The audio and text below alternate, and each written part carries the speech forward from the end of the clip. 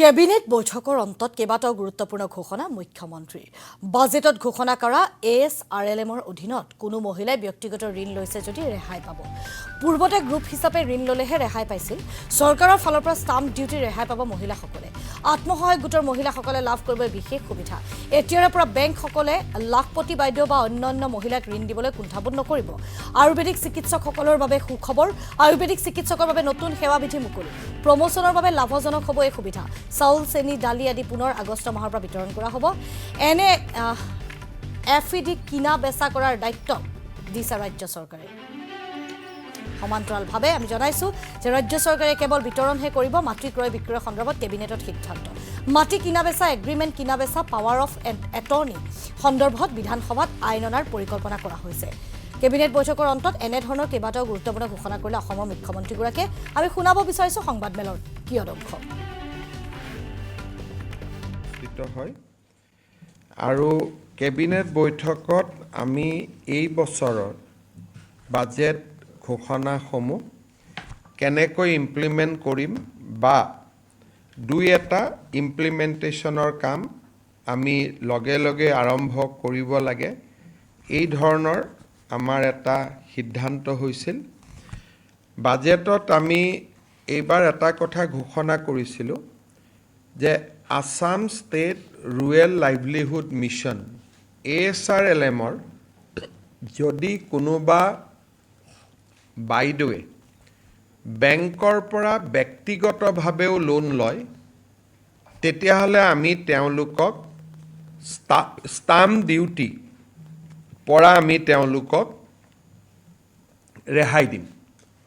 আগতে আছিলে যে গ্ৰুপ হিচাপে লোন ল'লে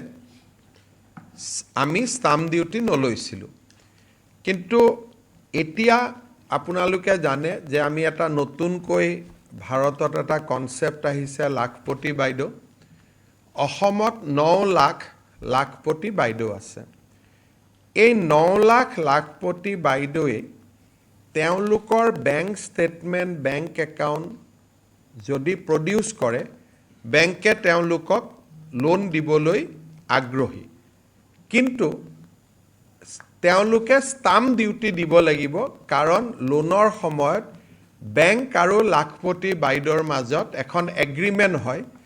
এগ্ৰিমেণ্টখন ৰেজিষ্টাৰ কৰিব লাগিব আৰু এগ্ৰিমেণ্টখন ৰেজিষ্টাৰ কৰিলে ষ্টাম্প ডিউটি দিব লাগিব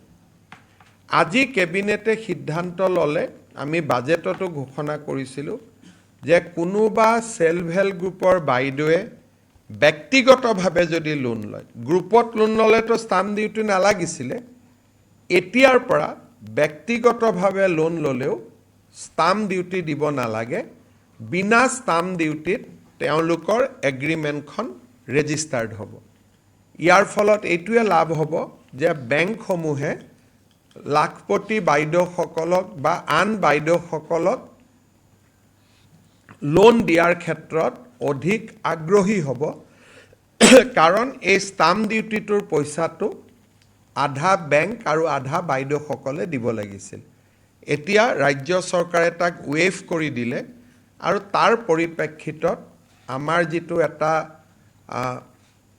মনত ইচ্ছা বা আমাৰ আকাংক্ষা আছিল যে অসমত লাখপতি বাইদেউৰ সংখ্যা বাঢ়ি গৈ থাকক তাৰ ক্ষেত্ৰত আৰু এটা সবল শক্তিশালী খোজ আজি আমি দিব পাৰিলোঁ কেবিনেটে আজি waiver of stamp duty on individual loan documents executed by self help groups member ইয়াক আজি আপ টু 10 লাখলৈকে ষ্টাম্প ডিউটি নালাগে বুলি ৱেভ কৰি দিলে আমাৰ ইমান দিনে আয়ুৰ্বেদিকত পাছ কৰি যিসকলে ডক্টৰ হিচাপে কাম কৰি আছিল তেওঁলোকৰ এটা হায়াৰকি নাছিলে MBBS ডক্টৰ MNHO 1 হয় সিনিয়ৰ MNHO হয় SDMNHO হয় ডিস্ট্ৰিক্ট সুপাৰিনটেণ্ডেণ্ট হয় জইণ্ট ডিৰেক্টৰ হেল্থ হয় এডিশ্যনেল ডিৰেক্টৰ হেল্থ হয় ডাইৰেক্টৰ হেল্থ হয় আজি আমি আয়ুৰ্বেদিকতো এটা তেওঁলোকৰ যাতে এটা নিজৰ সাৰ্ভিস ৰুল থাকে যাতে তেওঁলোকেও প্ৰমোশন হৈ ডাইৰেক্টৰ আয়ুষ পৰ্যন্ত হ'ব পাৰে সেই ধৰণে আজি আমি আমাৰ ৰাজ্যত কাম কৰি থকা আয়ুৰ্বেদিক ডক্টৰসকলৰ বাবে এটা নতুন সেৱা বিধি কেবিনেটে আজি মঞ্জুৰি কৰে। আমি এই মাহৰ পৰা নিৰ্বাচনৰ আগতে দিয়াৰ ধৰণে আমাৰ ৰেচন কাৰ্ডৰ বিপৰীতে দালি চেনি আদি দিয়াৰ যিটো ব্যৱস্থা তাক আমি আগষ্ট মাহৰ পৰা পুনৰ আৰম্ভ কৰিম। ইয়াৰ নিবিদা আদি দায়িত্ব বা কেনেকৈ ভালদৰে কিনিব পাৰে এই গোটেই দায়িত্বটো আজি ৰাজ্য চৰকাৰে নিজে নকৰি নাফেডক অৰ্পণ কৰে। এতিয়া নাফেডে টেণ্ডাৰ কৰিব, নাফেডে গোটেইখিনি কৰিব। ৰাজ্য চৰকাৰ দায়িত্ব মাত্ৰ বিতৰণত থাকিব। প্ৰকিউৰমেণ্ট কিনা বেচাৰ দায়িত্বৰ পৰা ৰাজ্য চৰকাৰ নাথাকিব। কিনা বেচাৰ সম্পূৰ্ণ দায়িত্ব আমি নাফেডক দিছোঁ। কিন্তু নাফেডেও এনেই কিনিব নোৱাৰিব, টেণ্ডাৰ কৰিহে এই বয়বস্তুবিলাক তেওঁলোকে কিনি আমাক দিব পাৰিব। আজি আমাৰ কেবিনেটত এটা অত্যন্ত গুৰুত্বপূৰ্ণ সিদ্ধান্ত হয়। আপোনালোকে জানে যে অসমত বহুত মাটি বাৰীৰ যিমান গোচৰ হয়, কণ্ডল হয়, তাৰ মূলৰ কাৰণটো হ'ল power of attorney, agreement for sale, এনেকুৱা বিভিন্ন ধৰণৰ কাগজ পত্ৰত আমাৰ মানুহে চহী কৰে আৰু পৰৱৰ্তী কালত মাটিখিনি যদি কাৰোবাক বিক্ৰীও কৰিব খোজে, বিল্ডাৰ এজনে আহি কয় আপুনিতো মোৰ লগত এগ্ৰিমেণ্টটো চেল কৰি থৈছে, আপুনি মোৰ লগত পাৱাৰ অফ এটৰ্নি কৰি থৈছে। আৰু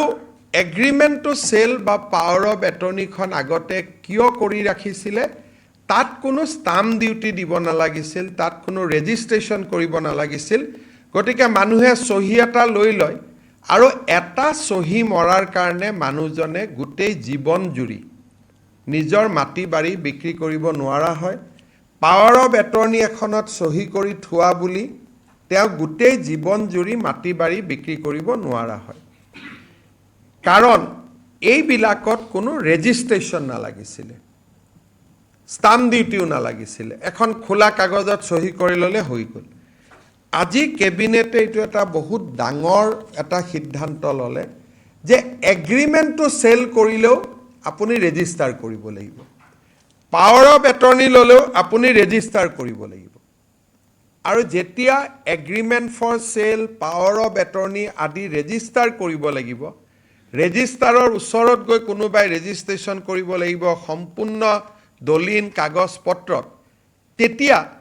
চৰকাৰে জানিব যে আমি ৰেজিষ্টাৰ কৰিছোঁ। আৰু তেতিয়া এখন যদি ৰেজিষ্টাৰ কৰি থৈছে, দ্বিতীয়খন ৰেজিষ্টাৰ নহ'ব, তৃতীয়খন ৰেজিষ্টাৰ নহ'ব, চতুৰ্থখন ৰেজিষ্টাৰ নহ'ব। নহ'লে আজি মই জয়ন্ত মল্ল বৰুৱাৰ পৰা এডোখৰ মাটি কিনিছোঁ, অলপ পিছতে এগ্ৰিমেণ্টটো চেল লৈ আৰু তিনিজন আহি যায়, মাটিটো মই এগ্ৰিমেণ্ট কৰি থৈ দিছোঁ। সেইকাৰণে কেবিনেটে বিধানসভাত এখন আইন আনিব খুজিছে, যাৰ জৰিয়তে